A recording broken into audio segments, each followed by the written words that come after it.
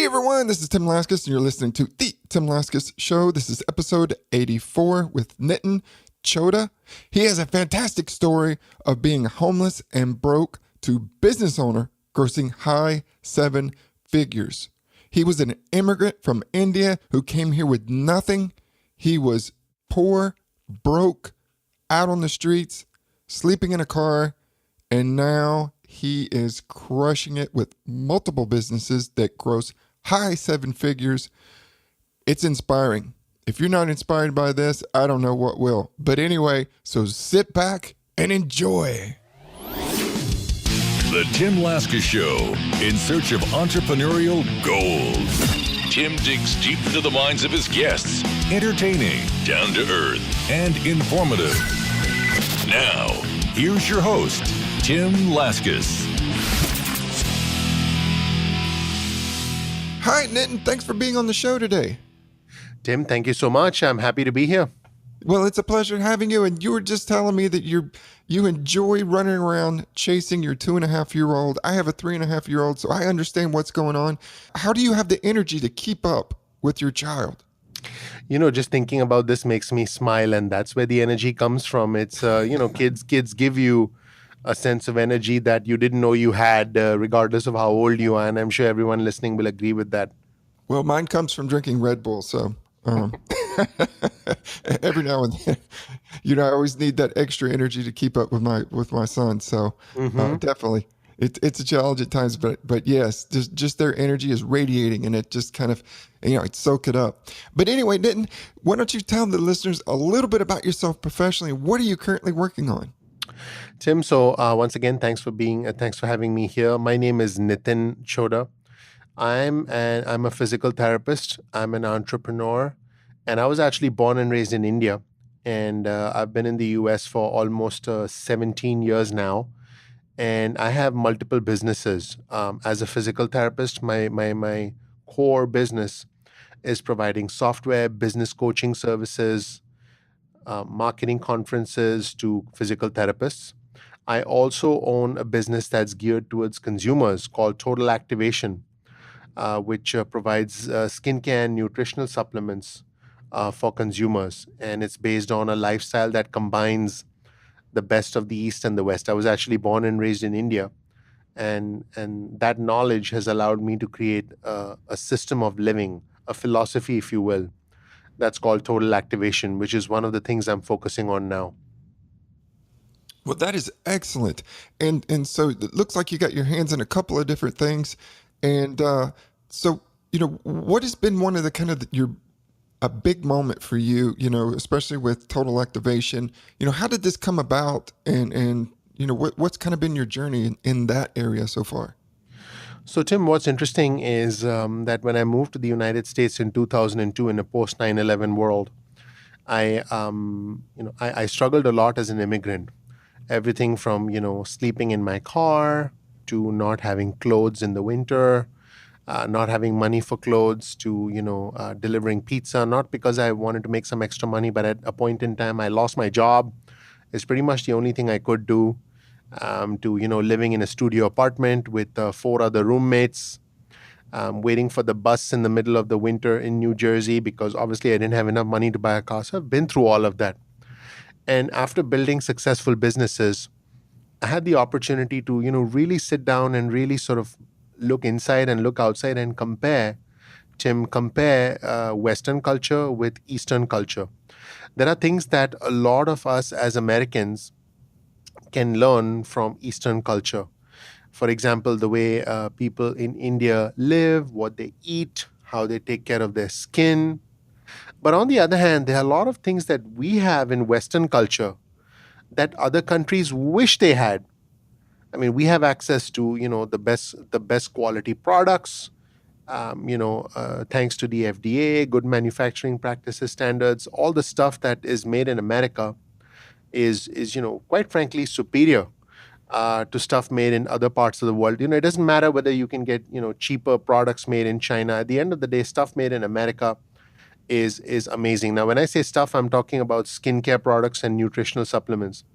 So I guess what I'm trying to get to is Total Activation is a philosophy of living that combines the best of the East with the kind of quality that we have in the West.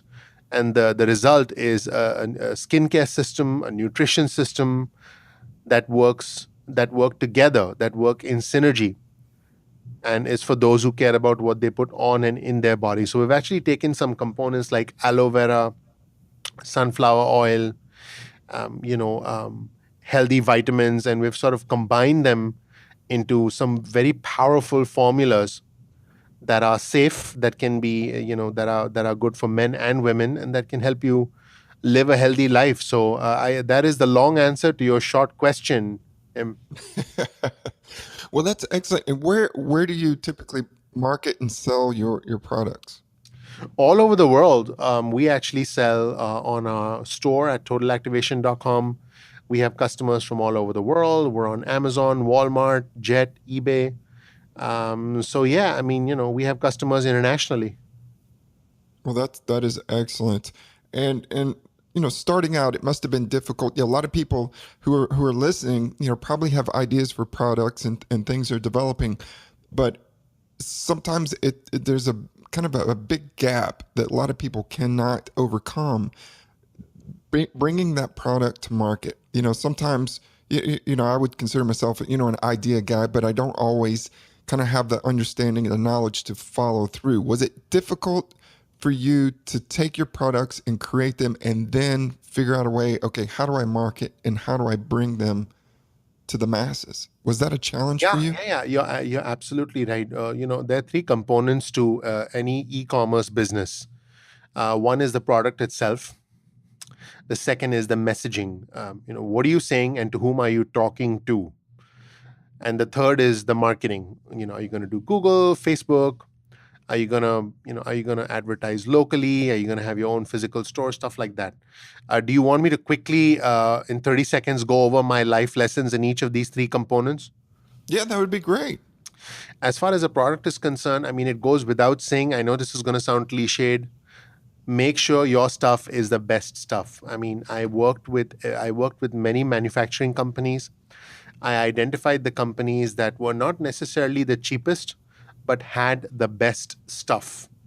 So obviously, I flew out to them, checked all their paperwork, tried all their products, and it took us months and months and months before we identified manufacturers who who created the kind of products that I would use on my 2.5-year-old son. I'm talking about some of the skincare stuff, and so and then created the kind of formulas that I wanted. It took about 3 to 6 months, but I made sure that the sourcing was the best quality I could find. That was number one. Number two, the messaging and the market. What we found with total activation is that women above the age of 45 tend to be our best customers. They also tend to be the audience who gets the best results from our products because our products are gentle, high quality. So we actually identified that very early on. So a lot of our marketing, a lot of our messaging speaks to our our best buyer, speaks to the person that we can really add value to, the person that we can really help. This isn't about, hey, can we sell stuff to someone? This is about identifying the avatar of your customer, which we were able to do, and then the models on our site, the spokespersons, the messaging, the pictures, all of our site are consistent with that avatar. And finally, the marketing. Quite frankly, with marketing, uh, a lot of the things you do won't work. I've wasted more money than I care to admit on things that didn't work. But there are certain things that will work. For example, we have an ad on Facebook that works very well, and that's been running for a long time now. It's been seen by millions of people, but it's working. It's still working. But for every one ad or two ads or two strategies that work, there are two, three, four strategies that don't work, that result in lost revenue, lessons learned. So you've got to have some sort of an ability to either invest money or lose money before you can start to turn the corner in an industry as competitive as skincare and nutritional supplements. Because keep in mind, there are companies that have hundreds of millions of dollars to spend and bigger marketing departments than we do that are competing for the same customer. Got you. Well, let me recap real quick. So you were talking about have the best product out there. So for you, you went out, you researched your competition, and you wanted to have something, even better than what's out there available. Know your target market, and for you, you talked about women over 45. So I assume with everything that you do, you have them in mind, from the photos that you use, colors that you use, language that's in your marketing information. So all of that goes directly to those, that particular target. Correct. And then with marketing, you talked about you won some, you've lost some of those challenges, but it sounds like your Facebook ad now with your Facebook ad, what's kind of an average amount that you spend on a typical Facebook ad You mean on a daily basis? on a daily basis? Yeah. Right now, we're spending $1,000 a day, and we actually started at a couple hundred. And so at this point in time, we're spending 1,000, and we're actually planning on increasing that as we go along. So, with Facebook ads, the way we look at it, Tim, is not just how much you spend, but how much you get back. Because anything in marketing is about ROI, return on investment. So, if we're spending $1,000 and we're sort of making X amount of dollars in sales, but we're breaking even, that's still good enough for us because we're getting customers.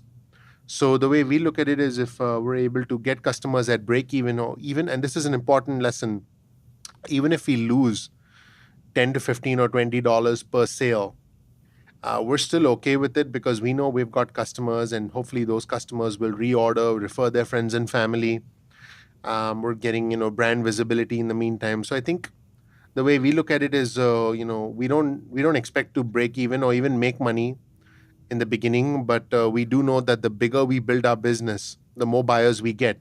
The more leverage we have in the long term. If you really think about it, that's how Amazon built their business, because Amazon lost money for pretty much the first 10, maybe 15 years they were in existence. And so now I think they're expected to be the first $1 trillion company. And Jeff Bezos, last time I heard, was at one point in time the richest man in the world. So I think the individuals or business owners who can look at their business from a long-term lens, who have a year, 2 year, 3 year, 4 year perspectives on their business to make money, maybe even longer. The longer your vision, the longer your time frame to start to turn a profit, I think the more successful you can be. But it requires a lot of courage, Tim. I mean, not everyone has the stomach, the ability, or the interest in losing money before they start making money. And it's not for everyone. Yes, for sure. And I think with the fast paced life that we have today, everybody wants what they want when they want it, and nobody has time to wait for anything. We don't have time to cook. We don't have time to sit down and watch an entire television show. We're in such a rat race that people apply that kind of logic to their businesses, and that's why what you're saying is people need to have that long-term strategy. So when it comes to business, be able to have that long-term view of, okay, this isn't going to happen today, but it could in a year, 2 or 3 years. And so I think with a lot of people who jumping into, wanting to be an entrepreneur, they try it out for maybe a couple of weeks or a couple months, and then they're like, this is not working. And then they're out.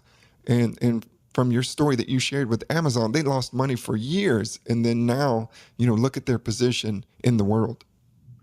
Yeah, exactly. Now, the way I look at it, Tim, is look, to each his own, right? What I'm doing is not for the faint of heart. In fact, my wife, who is a physical therapist, works in a clinic, it does make her physically uncomfortable at times to see, the kind of risks I take in business. So again, it's not for everyone. If you're the kind of person who expects to make a profit immediately, that's fine. Just make sure you structure your business in such a way, either you lower your costs of product acquisition or product delivery, if you're offering some kind of coaching which is a non-tangible, or you raise your price. which is fine. And as long as you market effectively, you can. It depends on what business you're in, right? In my case, I'm in a very competitive business, so I want to price my products just right so that we can attract a lot of customers. And in the process, I'm more interested in customer acquisition than I am about immediate profit, because I know that if Susan buys our product and if she's happy, I know she'll come back and buy more product, because that's what happens to us every day. And that's when, the business can be profitable. But when Susan buys for the first time, we are not profitable. It's just a fundamentally different approach of looking at customer acquisition versus, immediate short-term profit. Sure, absolutely. It makes sense. Now, Nitin, when did you realize that you had this entrepreneurial spirit within? When I was in middle school, I wanted to buy a bicycle, and my dad would not let me have it. So I said, you know what, I'm going to buy it myself. And then I asked myself, how am I going to buy a bicycle? I have no money, because I wasn't getting an allowance or something. So what I did was, that was my first business back in the day, where I bought these Coca-Cola bottles from like a local grocery store, and then I sold them to my classmates. So my classmates actually drank the Coca-Cola, and they gave me back the glass bottles, which I then returned to the grocery store to get back a deposit, which, by the way, was my profit. So, and I was so dumb and I didn't know what I was doing. I never rinsed the bottles. So if you can imagine, Tim, my bag, my school bag was full of bugs and ants, because there were Coca-Cola bottles that I had not had the foresight to rinse. So there were bugs and ants. I kid you not, bugs and ants all over my books, and they were like sticky. And my fingers were all sticky when I was in class, because I was the only idiot in middle school walking around with a bag that went clink clink clink clink clink, because there were empty glass bottles in it. Well, that's a great story. Now, And that was my first business. that is excellent. Now, while you were growing up, did you ever have anyone sit down with you and to educate you about money and how to manage it and how to grow, turn $1 into $2 and into $3 and so on? Excellent question. And the answer is no. I kind of figured it out on my own as I was, attending workshops, attending conferences, talking to successful business owners. And this whole aspect and this whole sort of approach towards money is one of my favorite things to talk about. But the short answer is no, no one taught me. I figured it out. And I think that's probably similar to what a lot of people out there, their experience is, well, I just kind of figured it out. And sometimes we figure it out after making some pretty big mistakes. And that's okay as long as you learn from your mistakes. But it seems like, with money and marriage, we tend to learn those things just kind of stumbling along in the dark, or we look around us and we kind of model what we see. And sometimes we have really good role models and other times we have really bad role models. I mean, But anyway, yeah. Nitin, can you share with us a time with your business where you thought, oh my goodness, I don't know that I can take this anymore? You were super stressed out, mentally just kind of either in the dumps or just at your wits' end. Can you share a moment like that, and how did you overcome it? In any business, and I say this, in any to anyone I talk to, any business, especially as you grow, you're going to encounter unforeseen challenges. If you think business is easy, it's not. Business is unpredictable. It's gonna throw things at you that you never expected, and the stakes get higher as you become more and more successful in business. So you've got to be in touch with your true self, and you've got to be true to yourself with what you do. The incident that actually happened was that one of the companies I owned, the company actually got sued by a competitor who thought that we were doing something we weren't supposed to do. Now, setting aside the fact that there was absolutely nothing, there was absolutely no merit to this thing, the very fact that it happened put us in a situation where A, we had to get a lawyer to defend ourselves. B, we had to spend time, money and resources in defending ourselves. I mean, again, setting aside the fact that the whole thing went away because there was no merit to it, the very fact that you had to deal with it, it distracts you from your core beliefs, from your core business objectives. It's a waste of money. It's frustrating. It's extremely stressful because now instead of having a team meeting to discuss the next marketing calendar, the next marketing quarter, you're discussing the kind of paperwork the lawyer needs.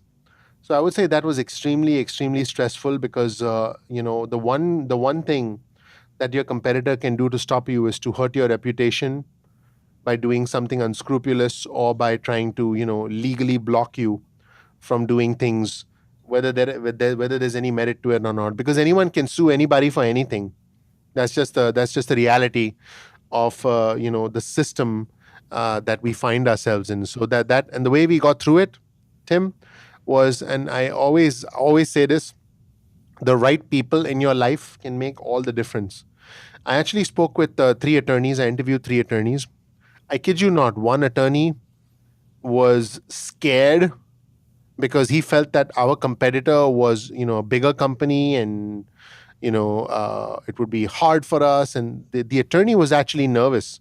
And I said to myself, dude, I need a pit bull in my corner. I don't need a chihuahua. You know what I'm saying? I was surprised. The second attorney was eager and interested, but the third attorney was like, here, I'm going to pick up the phone and call them and tell them this. Boom. And I was like, you're my guy, because you need someone in your corner, whether it's an attorney, whether it's a financial accountant, a business coach, a customer support manager, a project manager. You need someone in your corner who is confident, who has your best interests at heart, and who's not afraid to stick their neck out for you. And when you identify and interact with, hire, consult with these individuals, I assure you your business changes. When you surround yourself with the right people, Tim, everything changes. If, on the other hand, you surround yourself with the wrong people, trust me, your life will be miserable. That is so true. So it sounds like for you that the way you put your mind at ease was to go out and find those people who were going to help you through this ordeal. So it doesn't sound like you sat around and just worried and kind of took the victim stance. You went out and you were proactive, found someone who could take care of it, and then that helps put your mind at ease. Yeah, sure. I did do a lot of worrying, but I did have people who helped me through it. But you're right. I didn't look inwards. I looked outwards. There you go. Absolutely. Now, what would you say has been maybe the most fulfilling moment of your entrepreneurial journey? I think with each business, and I have several different businesses, but I would say for one of our for Total Activation, totalactivation.com, we have we're starting to get a lot of emails from customers who say that the products have exceeded their expectations.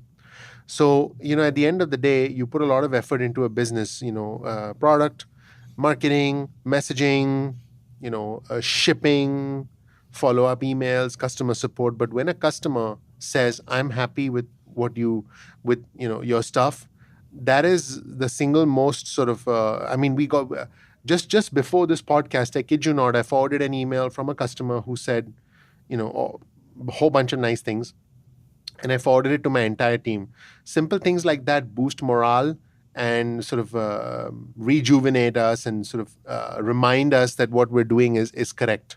Because this isn't just about selling product and selling services. This is about hopefully making a transformation in some people's lives. I mean, we're not going to transform everyone's lives, but we definitely want to transform the lives of at least a small number of our customers with our products, Yes, absolutely. And that's what really, we're all in this game to help improve the lives of others. And if that's your kind of common core focus, then you really can't go wrong, and you certainly will be fulfilled.